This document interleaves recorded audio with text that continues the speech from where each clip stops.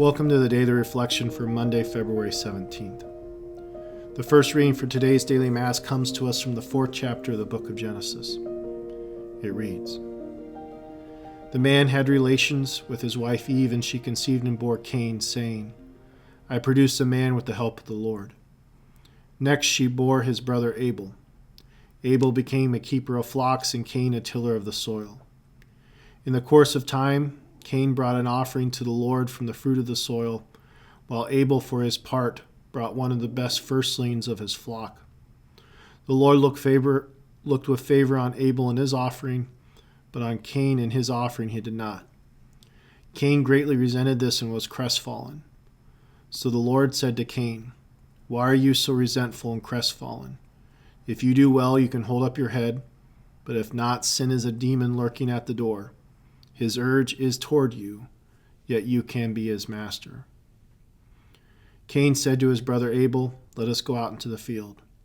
When they were in the field, Cain attacked his brother Abel and killed him. Then the Lord asked Cain, 'Where is your brother Abel?' He answered, 'I do not know. Am I my brother's keeper?' The Lord then said, 'What have you done? Listen, your brother's blood cries out to me from the soil. Therefore you shall be banned from the soil that opened its mouth to receive your brother's blood from your hand. If you till the soil, it shall no longer give you its produce. You shall become a restless wanderer on the earth.' Cain said to the Lord, 'My punishment is too great to bear, since you've now banished me from the soil, and I must avoid your presence and become a restless wanderer on the earth. Anyone may kill me at sight.' Not so, the Lord said to him. 'If anyone kills Cain, Cain shall be avenged sevenfold.'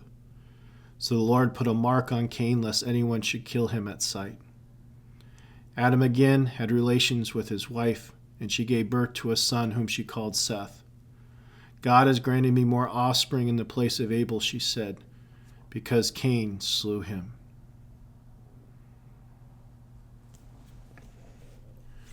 There is much that could be said about this interaction between Cain and Abel that led to the death of Abel.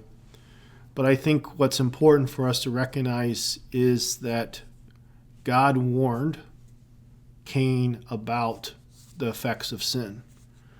That if we do not keep sin at bay, master our sinful inclinations, they are always lurking at the door, and they can cause huge problems for our lives.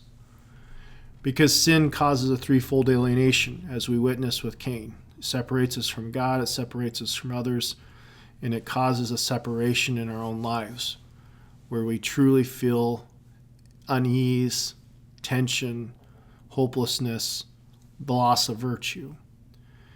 So we don't want these separations to happen. So the more we can master sin, grow in virtue, and keep these realities at bay, the more that we can live at peace, not only with God and with others, but even within our own hearts and minds. Because one of the other realities of this passage is the fact that the Lord even told Cain, if you're doing your best, if you're doing well, hold up your head. But we, again, sometimes are not happy with the good things in our lives. We're not truly at peace with what is going on. So again, we entertain sinful thoughts. They lead us down dark paths.